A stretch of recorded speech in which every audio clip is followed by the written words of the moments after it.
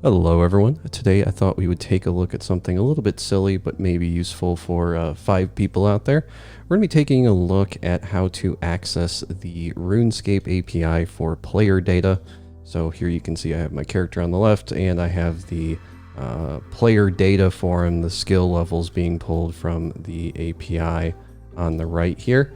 So I thought we'd maybe take a look at how to do this because it's a good exercise in just using an API and consuming it from a Rails application.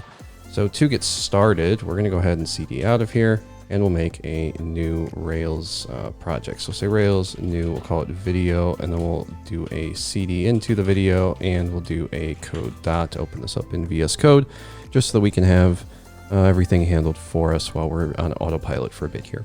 So what we're going to be doing is using Devise for storing the player data. It will allow us to only hit the API once if we don't input a additional parameter, or if we don't use the form. Sorry. If we do use the form, it will then hit the API, request the data, and come back here. So the only time we're actually hitting the API is when we hit the update my player info stuff. It's just a way to make sure that we're not wasting the resources of the remote API. We don't want to sit here and hit the 25-year-old game with a API request every time we refresh. But the other part of it is API requests do take a moment. And because I'm not using like a background job for this, I thought this would be a cleaner way to do it. So we're going to go ahead. We're going to get started here. The first thing we want to do really is we want to add Devise and start stepping through all of the dependencies here. Now there's really only two. The first one of course is Devise. So we're going to say gem and Devise for our user accounts. And the other one while we're in here is just going to be the Faraday gem. The Faraday gem allows us to make API requests a whole lot easier, and then we can go ahead and run a bundle command to install these dependencies. Once we have these dependencies installed, we have to, of course, generate our Devise users. I'm going to go ahead and full screen this with F11, and we'll say Rails G Devise :install to generate the Devise default boilerplate stuff. And we can do a Rails G Devise user to generate our user accounts. The next thing we want to do, because we're going to be adding player data, is to do a Rails G migration. We'll say add player name to users, and then we'll just say player underscore name is of type string. Of course, you can leave the string here off. It's optional, not totally required. Okay, so now that we have that, we have the migration generated. We want to generate the Devise controllers because we're adding a custom field to our user models. So we want to do a Rails G Devise :controller, and it needs to be for the users. I think I did that right. Although I can never remember what the command is. It might be controllers. There we go. Okay, so it is controllers. So that generates our controllers for us. Now, if you're not familiar with how this works, effectively anytime you add a additional parameter to your users, whether it's a username to log in with, or in this case, player name, or like a first name, last name, you do have to come into your Devise controllers and you have to override the stuff in here. So in this case, we're going into the registrations controller because it's really only data that's going to be updated when the user updates their account or creates it initially. So we're going to uncomment both of these, and we're going to come down here. We have a protected section, which we're going to uncomment, and then we're going to uncomment the corresponding methods. So we had the configure sign up params and the account update. So we're going to do the sign up params and the account update. And then in here, we just add in whatever fields we want to allow the person to update. This is just a way to override the controller. We keep the rest of the functionality. That's why we don't uncomment all of this stuff. And we just, do these small overrides. Now this won't work out of the box until we come into our config and our routes.rb. And in here, after the Devise for users, we need to do a comma for a controllers block where we tell it that it actually has custom registrations controllers, which is this registrations controller right here, and that allows it to override that functionality. Now, the last thing we have to do for Devise specifically is to do a Rails G Devise :views. Let me hit F11, make sure that's on one line, which will generate the front end views for us so we can customize them. So we can now come over to our app, our views, our Devise, our registrations, and our edit. We'll just start in here because it's the first one in the list. Now for the editing of the registrations, I have to actually open this in my other window. We just want to add below the email confirmation bit, we want to add a section for adding a player name. So we'll just do a div with a class of field to give it a nice little breakpoint from the rest of the application. We then give it a label for the player name and a text field for the player name. We can then come over to our new inside of our registrations, and we'll do the same thing. Right below the email, we'll add in a player name field. That'll allow us to add this during account creation or account update. At this point, we're basically done with Devise, and we can start working on the the actual functionality for this application. So for this, we're going to be creating a service. And again, because Rails 6 and onwards, I believe, has the Zeitwerk framework in it, we should be good to just add a folder here for services, and that should get auto-loaded, assuming we restart our server. So if your server's running and you add in a folder into app, you'll have to stop it and restart it. In our case, it's not running yet, so that won't be an issue. I just have to point that out, because if I don't, someone's going to run into that. They're going to leave a comment, because trying things is hard. It's much easier to just immediately ask for help. Which, to be fair, I do the same thing. It's just always funny when that happens. We're then going to create a file in here, call it osrs_API_service.rb, and save that. Now in here, what we're going to do is create a couple different methods, but the first thing I want to do is create the class. So we'll just say this is the OSRS API service class. We then want to give this a base URL, which of course goes to secure.runescape.com. It's an HTTPS link. And then we're going to have a couple methods here. The first one's going to be a method to get the player data, and this is going to take in a username. The next one that we're going to need is for Faraday specifically. This is going to be our connection. And then the last one we're going to need is to process the player data, and then we'll go ahead and end that. So for the actual player data here, after the base URL, we need the URL for the high score specifically, which we can get right here by calling response equals connection, which is from Faraday, which is this method right here. Connection.get, and then we append /m equals high score underscore old school. And then we go to /index_light.ws question mark player name equals, and then the player name we're passing in here. So this will just give us the complete URL for a specific player. You could of course test this in the browser. Just get rid of this little section right here and replace it with your username, add it to the end of this, and it would work just fine. But what's this connection? Well, this connection is coming from the self.connection. So inside of this self.connection, we have to do our Faraday call. This is coming from the Faraday gem, which we added to our gem file.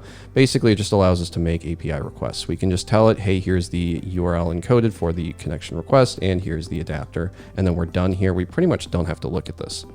So this gives us our response. Now, of course, if you have a successful response right here, you can do something else, you can do something else. So for the else block here, I don't actually do anything. I just left this as nil. But you would of course want to handle your errors here. This is like a 10 or 15 minute long tutorial, so I usually leave those as exercises to the viewers, not necessarily because I want you to learn more things, but more just because I'm too lazy to do all of the error handling in these videos. I make them in like an hour and a half each day because I'm too busy playing RuneScape the rest of the day. But okay, we're gonna do the in the case of the success, we'll process the data with the response.body and the username. So what does this process data do? Well, that's down here. And for this process data, we're gonna move this over, and in here, what we wanna do is say, okay, this is gonna come back with a response that's going to have our total level and the 23 skills, I believe, attached below it. So for this, we're actually going to have to process this data a little bit. So I'm going to go ahead and just add the comment I had here because this was, of course, generated with Copilot and ChatGPT. And we'll say, all right, here's the skills we want to use. We'll use a data.split for a new line because of how it's formatted. And then we'll say for 0 to 23, because the first one's the total level, which is like the summation of the subsequent 23 skills. And then we'll say, all right, for each of these skills, we want to do a map, and we want to do this map with an index because, of course, we want to do that. We can then tab this over. Now, for each of these skills, it comes with a rank, a level, and some experience. So we're going to say rank, comma level, comma experience equals skill.split. It's comma separated, so we use the comma as the delimiter there. And then we're going to need a model here. Now, in my case, I created a player data model.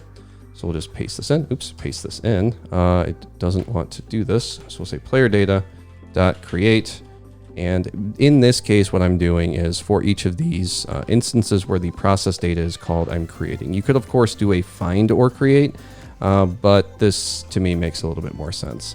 And for this, we're going to add in a player name, which is going to be the username. We're going to add in, this is of course coming from this argument right here. We're going to add in the skill ID, which is the index, the rank, which is passed back from the API, the level, and the experience. So that handles this section largely, right?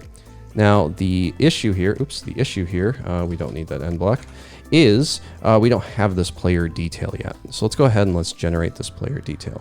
Let me close out of this and move down in my notes. So for the player detail, let's hit F11 and come down here because I have to find the generation command. There it is.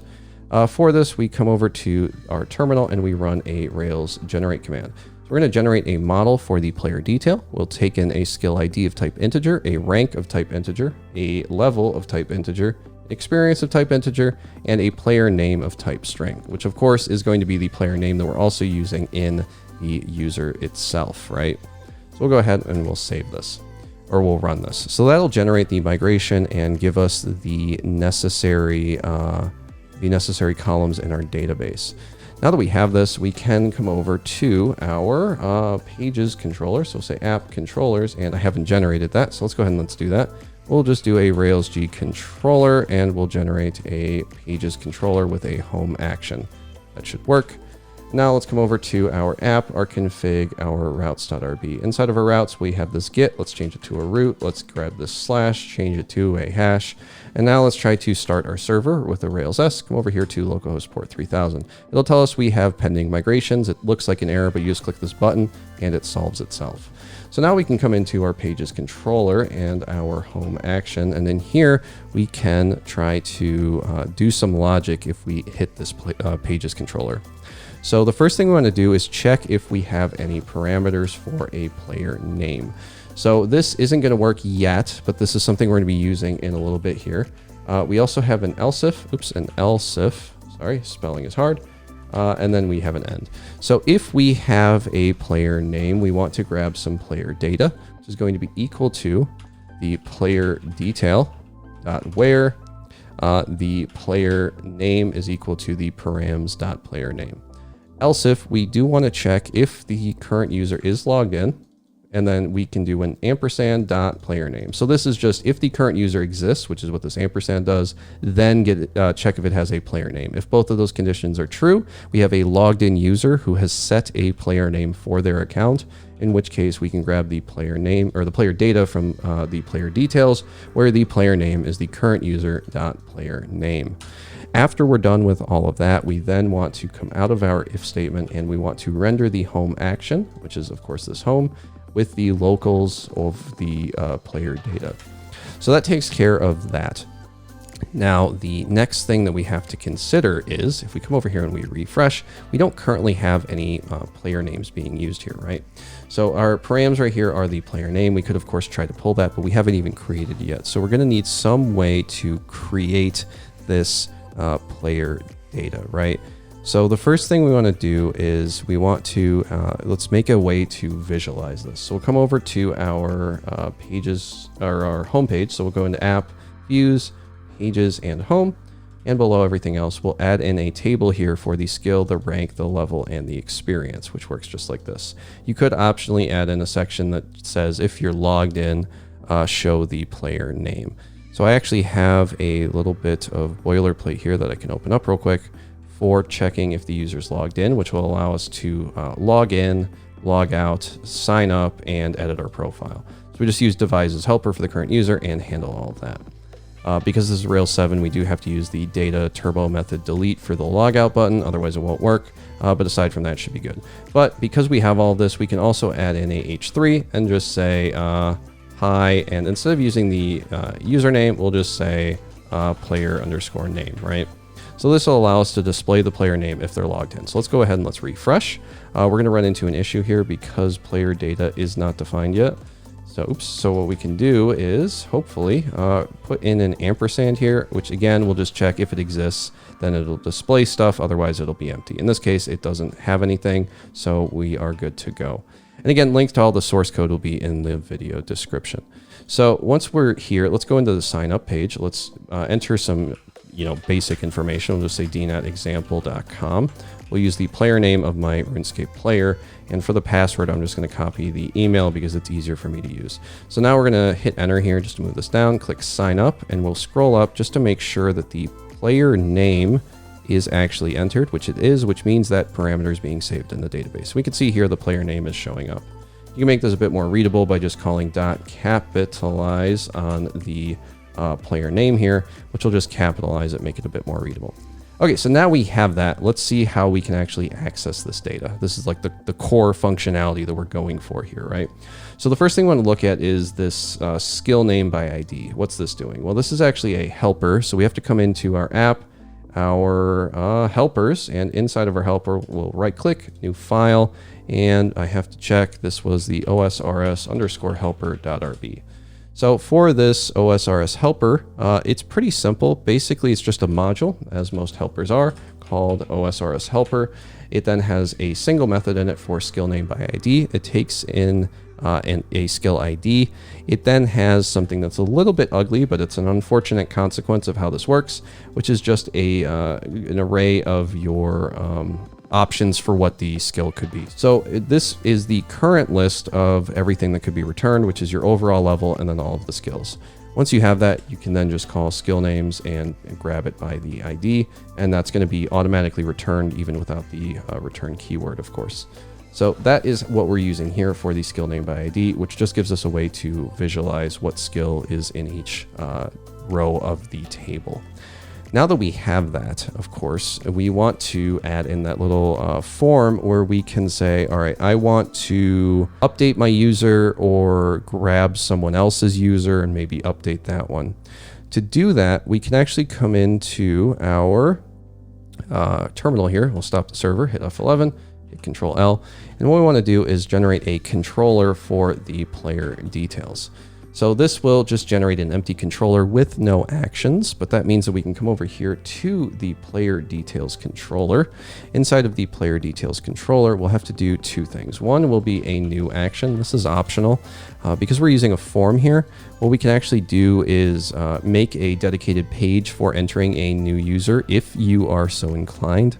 In my case, I didn't really use this, so I just left it empty, but you could, of course, add this just as a way, like, let's say you don't want to have your home page be the place to update a user. You want to have like a dedicated page. This is just how you do it. And then you just put the same logic in there.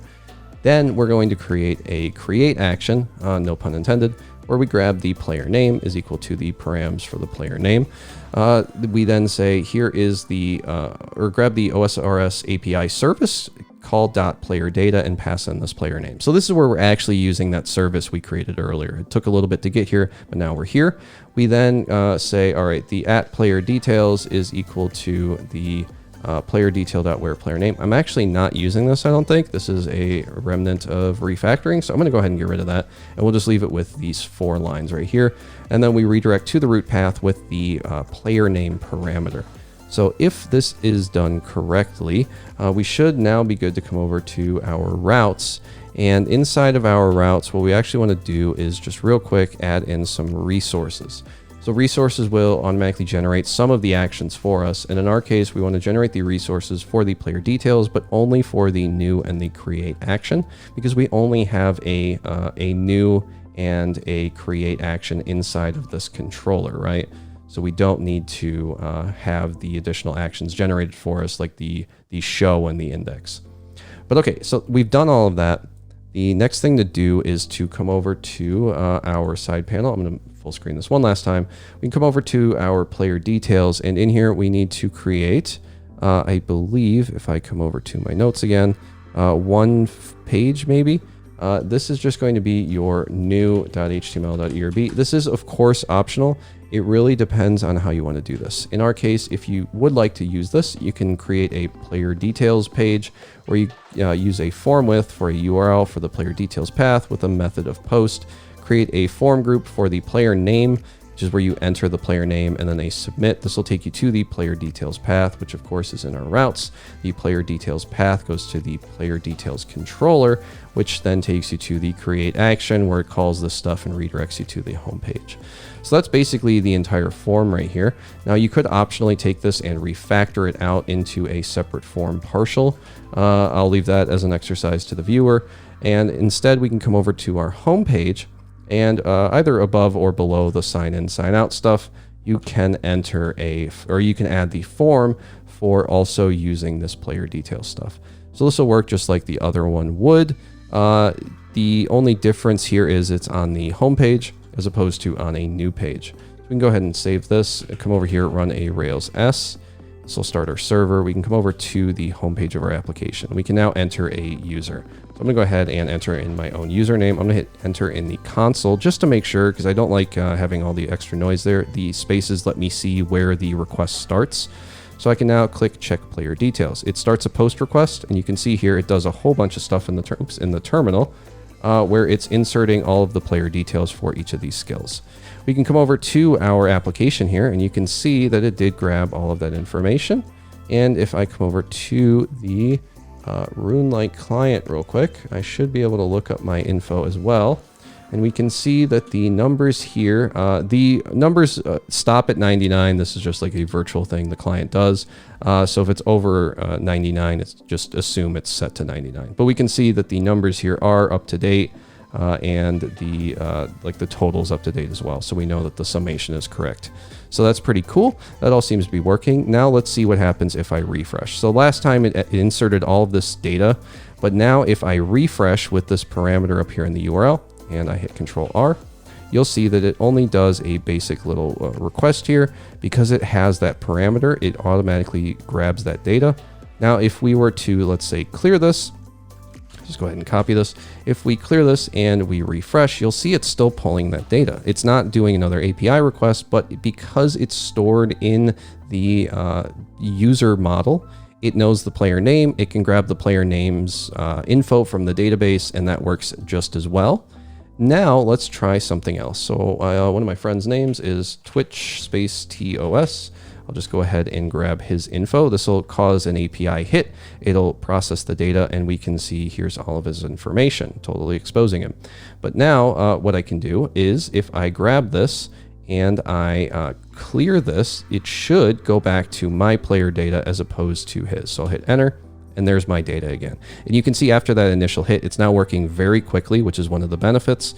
Of course, you could get the same performance with a background job. I just chose not to do that for the sake of keeping this video somewhat brief. But yeah, hopefully this was interesting to you. I know that there's not really a big market for stuff like this. However, it's always a fun exercise to try things that are a little bit exotic. Just because it causes you to think outside the box a little bit, and address problems that might be more similar to what your customer might do as opposed to what you individually might be interested in, which is how you grow as a developer. If you just stay inside your comfort zone all day, you end up like me, where the only thing you can do is create RuneScape videos. But yeah, that's going to do it for me. Hopefully this was interesting. Hopefully this was helpful, and hopefully I will see you in the next video.